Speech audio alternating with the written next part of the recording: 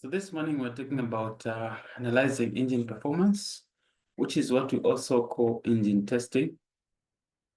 We'll talk about the parameters that are used to look at how an engine is performing, how efficient it is, and what are some losses involved. Then we'll look at some calculations which will tell us whether this engine is performing well or not. So as per tradition, whenever we are getting started, we look at some important terminologies as well as some key expressions. So in the introduction, we'll talk about some of these important terms. So here, what is the importance of this subject or this topic? It's just for the sake of making sure that we select the correct engine. So what you do is to make sure that you compare the various parameters that make up that engine. Is it the power characteristics? You try to draw maybe the output, the curve from what is coming from an engine and so forth. Then from that performance, you'll be able to say, this is the right engine. So first, we have what is known as indicated power.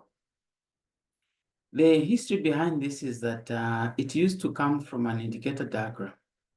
So an indicator diagram was actually looking at the engine output or the power coming from an engine. So it still remains that what we call the indicated power is the power developed right there inside the cylinders of an engine before it can be distributed to the output or to wherever it's supposed to be transferred or transmitted. What we have from there is our indicated power. Now, associated with this, because when the engine is performing, it develops pressure. So there's what is known as the indicated mean effective pressure. The indicated mean effective pressure, which we can sometimes call PI or IMEP, others prefer to call it the EMEP. So in short, this is just the average value of the pressure which is developed cycle. In other words, for us to have this indicated power, the average pressure that is being produced is the one we call the indicated mean effective pressure. You can even see with the use of the word mean. And we'll come back to the formula for IP, but for a start, if you have EMEP, you've been given the indicated, the diagram, which is being used for this analysis. You look at the net area of your diagram, divide by the length of your diagram, times some given constant. They need to give you the IMEP.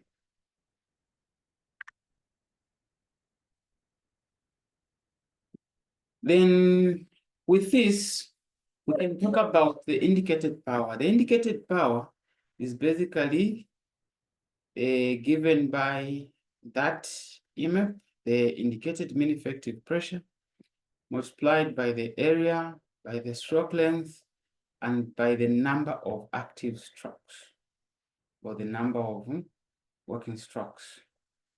So this, as long as we're talking about the speed being the rotational speed of the engine being in revolutions per minute, then you divide that by 60. But if that speed is in revolutions per second, then this 60 doesn't have to be there. So A, that is the cross-section area. L, that's the length of the stroke. N talks about the number of working strokes multiplied by, or rather the number of active strokes, meaning that what we are going to do is to multiply the engine speed by the number of cylinders. And of course, the engine speed is represented by capital letter N, and then multiplied by the number of cylinders.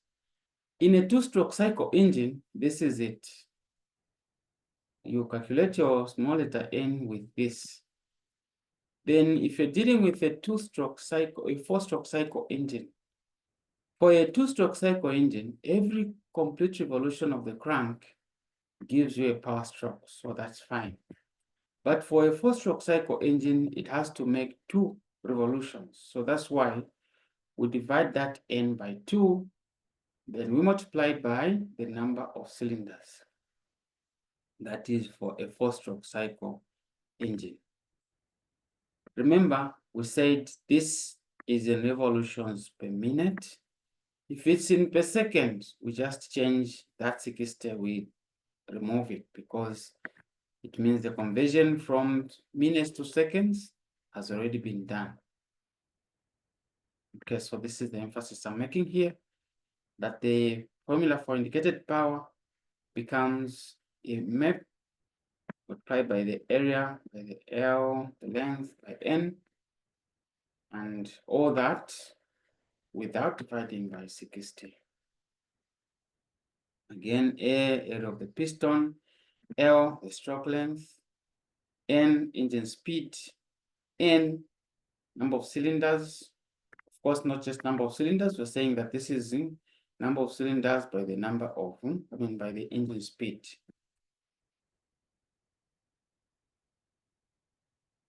Then there's also what is known as the brake power. This one, the brake power, it's not that it's coming from the brakes, but the name has a history of it being derived from the brake dynamometer. The brake dynamometer was designed to give us the output power. Even now, you'll find that when you are carrying out engine testing, you still find some workshops still have these dynamometers.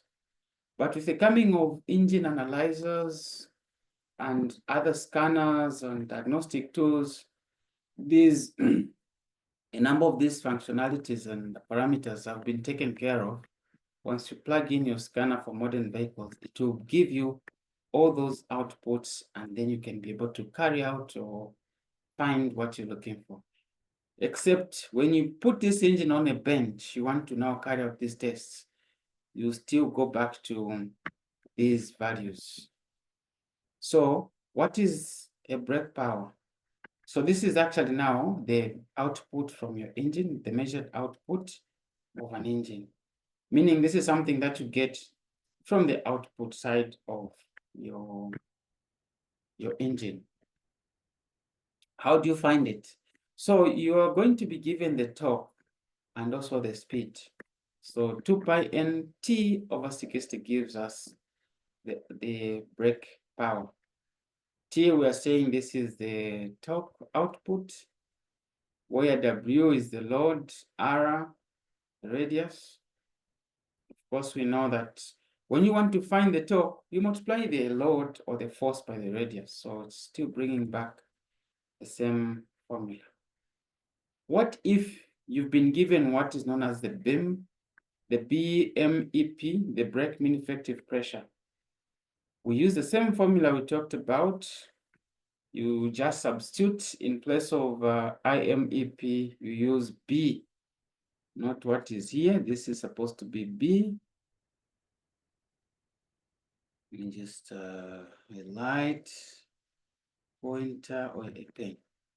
This becomes B.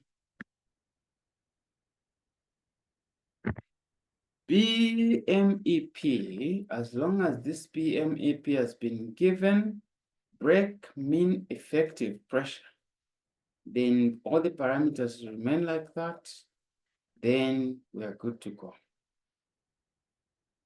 Where is this 2 coming from? This is coming from where we said in case you are trying to talk about a four-stroke cycle engine. But of course, you may not even need to do this because you could have taken care of it in the calculation. There is also what is known as the friction power. The friction power talks about the losses. So it's going to refer to the difference between what you produced for the indicated power, what came from the engine, what was produced from the engine, and also what came from the output. So the friction power, that's the difference between the indicated power and the brake power. Friction power, so you just subtract. Friction power is IP minus BP. Further, to analyze the performance of an engine, we have what is known as mechanical efficiency. In mechanical efficiency, you're looking at the ratio between the brake power and the indicated power, and of course, you have to express it as a percentage in that formula.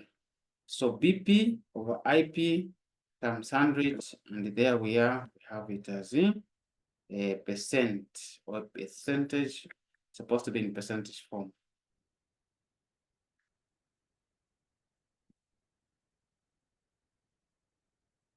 Then we also have what is known as the thermal efficiency, a very interesting factor there.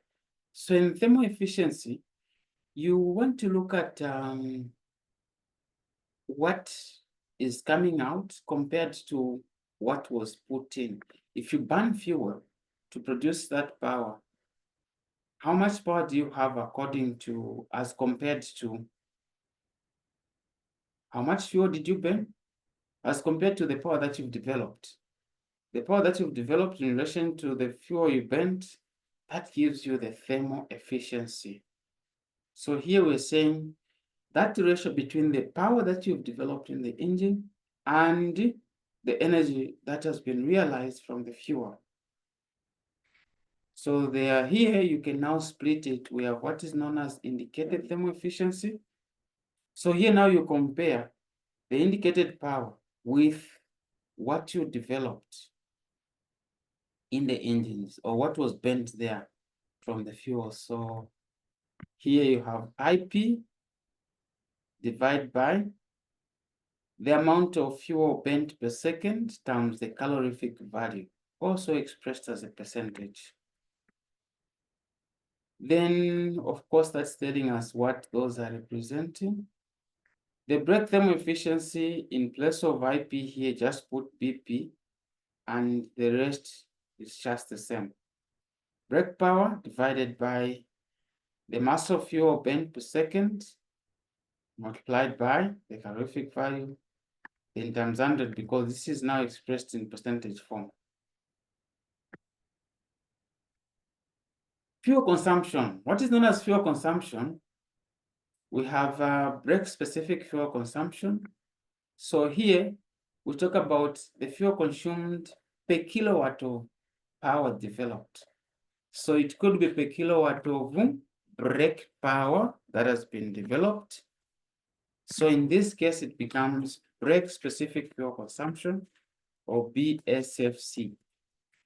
Then if it's the indicated power that has been developed, we just change where there's B, we put I. So specific fuel consumption, remember here we've said kilowatt of power. So it's brake specific fuel consumption being equal to fuel used per hour divided by the brake power in kilowatts. Let me go through that again. Brake specific fuel consumption, the ratio between the fuel used per hour. In what unit should the fuel be? We know the SI unit, the mass of fuel used in kg, so it will be the kg of fuel used per hour, how many kilograms? Then the brake power that has been developed in kilowatts. Then we also have what is known as the indicated specific fuel consumption. So with this one, we just change where there is BP, we put IP. Fuel used per hour divided by the indicated power. Let's look at an example. Here is a typical example. What we have is an engine with the following data. Mean height of the indicator diagram, 21, indicator spring number, 27, swept volume of the cylinder, 14 liters, engine speed, 6.6 revs per second. This is like giving us the data. Then we also have effective brake load. This is like the force or the load presenting the W. We'll soon get to it. Then the radius, R, effective brake radius, that is 700 millimeters. Then we have fuel consumption, 2 grams per second. calorific value of the fuel, 44 megajoules per kg. Then cooling water circulation, 150 grams per second. Then you have cooling water inlet temperature, 38 degrees Celsius. Then cooling water outlet, meaning when the water is coming out, it's coming out at a temperature of 71 degrees Celsius. Then specific heat capacity of the water, we have it as 4.18 kilojoules per kg Kelvin. Energy to the exhaust gases, meaning this is the energy that is going to the exhaust fumes, 33.6 kilojoules per second. For this now, we are being required to find the indicated output, meaning the indicated power, the brake output, referring to the brake power, mechanical efficiency. Then we need to draw up what is known as an energy balance in kilojoules per second, as well as in percentage format. Looking back at your question, you can see already that you have all the parameters that you need for this work. You have all those parameters, and all you need is to pick them one by one. All the parameters you need have been provided. All you need is now to just capture them one at a time. So where do we start from? We need to calculate this indicated output or the indicated power. So first, if you look at the information provided, we were given the spring number, indicated spring number, and the height of the indicator diagram. So here, with this being given, you should be able to find the mean pressure, the indicated mean effective pressure. And all we do is multiply that 27 by the 21. Let me just take you to the unit so that you see where these, the way they are arranged. This is the mean height of the indicator diagram, is 21 millimeters. Then the indicator spring number is this. It's saying 27 kilonewtons per square meter per millimeter of this height of the indicator diagram. Meaning that if you multiply this by that, this is like saying kilopascals per millimeter. So the millimeter will cancel out to reveal what your indicated mean effective pressure is. So when these two are multiplied together, the millimeter cancels out. Then you just remain with the unit for pressure. So that's what we have here. We are multiplying the indicated spring number by the height of the indicator diagram, which is in millimeters. So that's the 21 millimeters by the 27 kilopascals. Then when you multiply the two,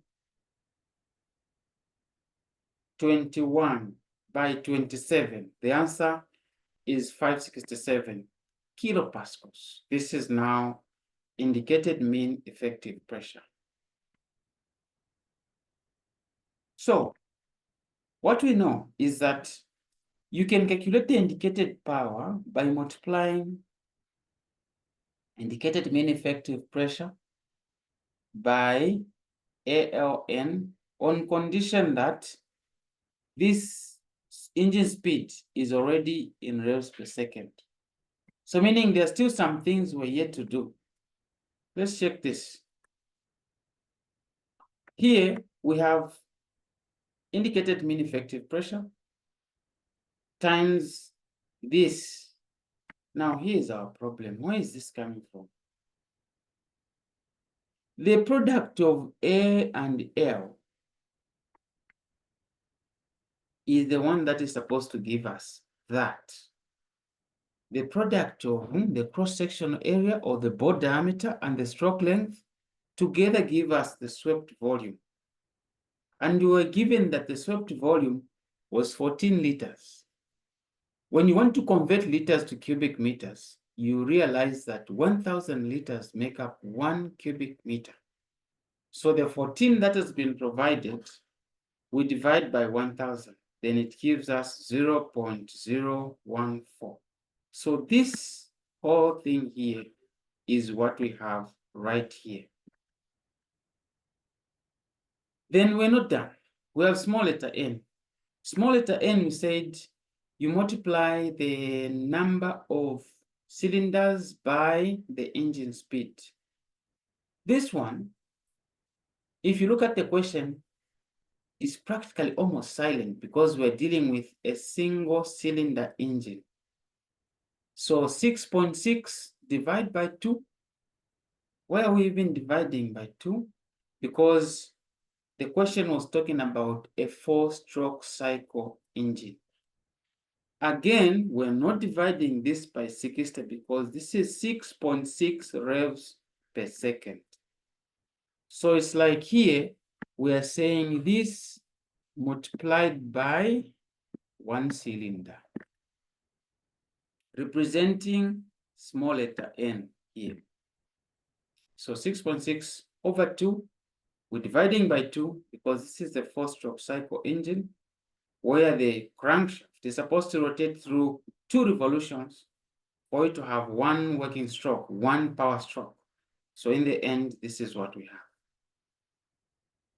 With this information now gathered together, we have 26.1954 kilowatts. Take note of this. This one, we didn't convert from kilopascals. It remained in kilopascals like that. Meaning that even the final answer that we find should respect that. It's also going to be in kilowatts. Kilopascals, so the answer becomes also in kilowatts. Meaning that if we had converted it, we are going to have 26,195.4 watts. There we have our indicated power. What next? The next thing the question was asking for was the brake power. The brake power is supposed to be 2 pi nt. We haven't divided by 60 because the rotational speed, once again, is in revolutions per second. 2 pi nt over 60, that's what we said. But the 60 is not here because the revolutions here, the speed of the engine has been given in revolutions per second instead of revolutions per minute. So whenever this happens, we treat the brake power in this way. So then we just do the substitution. Now, look at this. We were told that the load on this engine was 77. The load at the end of the arm where they're doing the testing is 77 kg.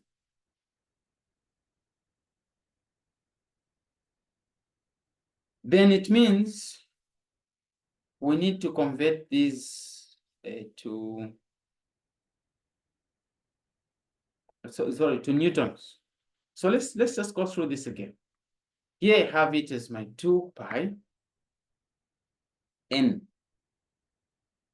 then t. So 77 times 9.81 is the one that gives me what we're calling the W.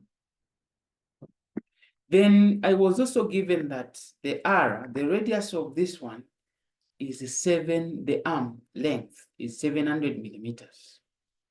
700 millimeters was the radius of the arm for this dynamometer where the testing is being done.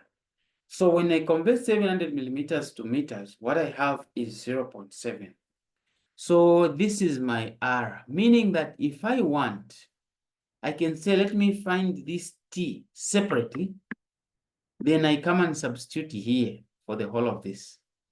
But it's the same thing. Here we've just broken it down to make sure we find everything at a go. So this is my 77 kg times 9.81, giving us W. Then W multiplied by R, which is now in meters. What do we get? So there I have it. My brake power is now 21.927 kilowatts. 21.927 kilowatts. Let me go through this again. The brake power is found in two ways.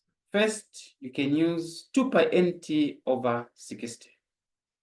But unfortunately, or rather fortunately in this case, the rotational speed of the engine has been given in revolutions per second.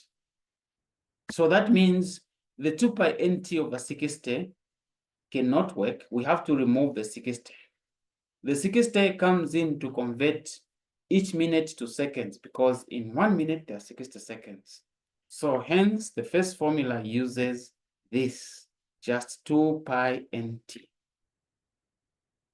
If you've been given the brake mean effective pressure, then you use this same formula we have here and substitute in place of IMEP, you put BMEP, and it's supposed to give you the same answer. But in this case, we don't need to go there. We haven't been given that. We use what is available. What we have been provided with is the formula which will require us to use the torque, because we're given the brake load, which was 77 kg, and the length or the radius at which it is acting. So 77 kg, we can't use it like that. We have to convert it to newtons. So we have 77 times 9.81, converting it to W, and then multiply by the radius in meters. What we were given was actually 700 millimeters. So all we did was convert those millimeters to meters, where we divide the 700 by 1000. So the whole of this part, the whole of this represents the torque. Then 2 pi, that's just a number. Then we multiply by 6.6 rests per second. With this, our answer is here now. That is 6.6, rather 21.927 kilowatts. Let me just perhaps clear this, the eraser. Let me clear this for now, so that we router continue. All right. Just delete that. Okay. The next one is the mechanical efficiency. Mechanical efficiency refers to the ratio between the brake power and the indicated power. Traditionally, efficiencies are expressed in percentage. So that's why we say BP over IP times 100%. So there we are. Our BP is 21.927. That's what we found. Our IP, our indicated power, is 26.1954. Everything multiplied by 100. BP over IP times 100. What do we get? 83.7%. Mechanical efficiencies are like this. They should always be above 75%, then we are okay. If it's very low, then we are sorry. You need to counter check your engine. There should be some heavy losses you're having. So here, our mechanical efficiency is now 83.7%. And as usual, if in some books, what you're going to discover is that just the mechanical efficiency is BP over IP. So for that, it will be 21.927 over 26.1954. You will get 0.837. You will not need to put this symbol for percentage because you have not converted it in percentage form. It's simply in that number format. You leave it like that. But here my encouragement is traditionally leave it in percentage form, because that's how how efficiencies are done mostly. Let's go now to the other interesting part. We're talking about the part which talks about the energy balance. This is where you are now going to review whether this engine is a waste. Is it wasting your energy? How do you account for the losses? Are there some modifications you need to do to your engine for it to perform better? Or are you satisfied with what you're going to see? So let's start. First, the fuel that you are using had a calorific value of 44 megajoules per kg. That is the unit mass, or rather per unit time.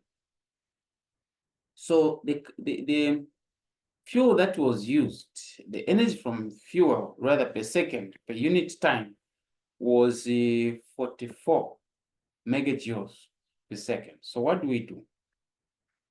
We multiply by the mass of fuel flowing per second. So that is it was actually 2 grams.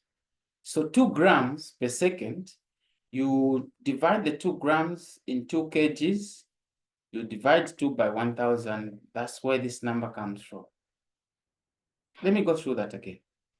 We're trying to talk about the energy from the fuel. So we want to say, how much fuel did you burn per unit mass? I mean, per second. The fuel has a calorific value of 44 megajoules per kg. Then the amount of fuel that is being used per second, or the kgs per second, is 2. So it's using 2 grams per second. So the first thing you do is to convert the grams to kgs. In this case, you have the 2 divided by 1000. So if I divide 2 by 1000, I get 0.002.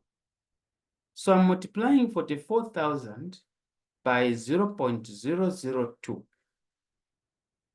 Hence, I have 88 kilojoules per second as the energy coming from the fuel.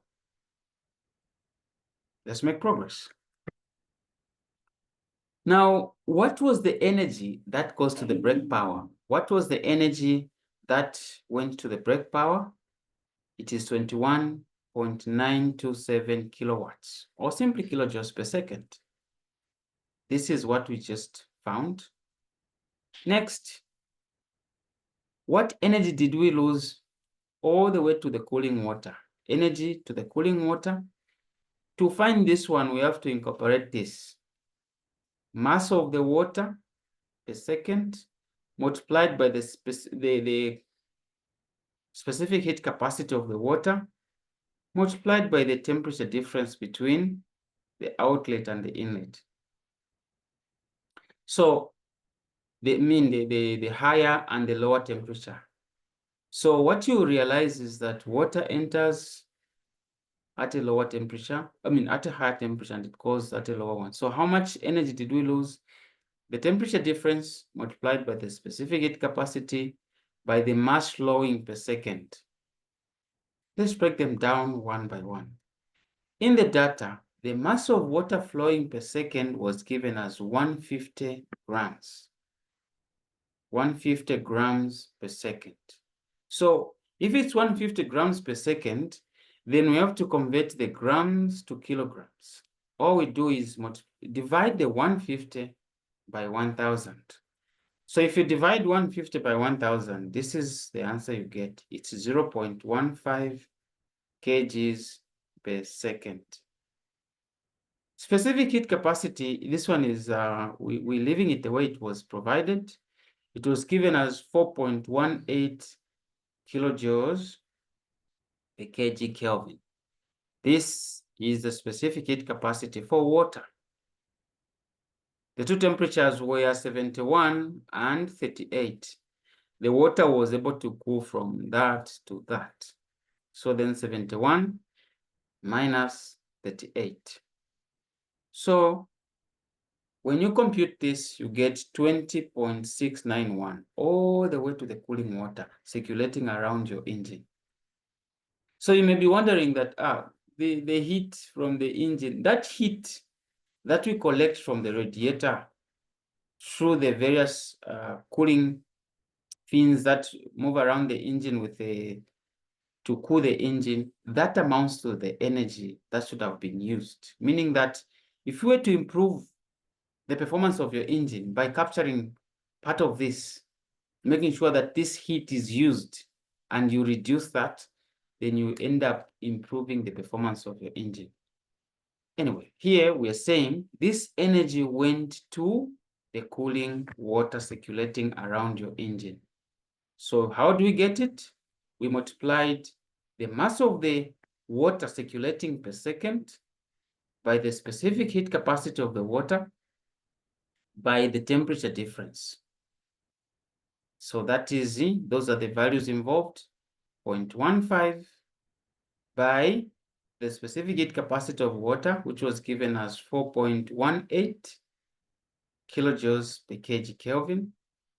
Then the high temperature, 71, minus the lower temperature when the water has been cooled, 38. So all this computed together gave us 70.691. Energy that went to the exhaust gases, this one was already provided. It was 33.6 kilojoules per second. 33.6 kilojoules per second. That is the energy to the exhaust gases. Energy lost to the surroundings. This is where things now become interesting. So here, the energy that is going to the surroundings, you now need to know that is the energy that has not been captured in all these others apart from the source. So what do I have? I have total 88, which came from the fuel.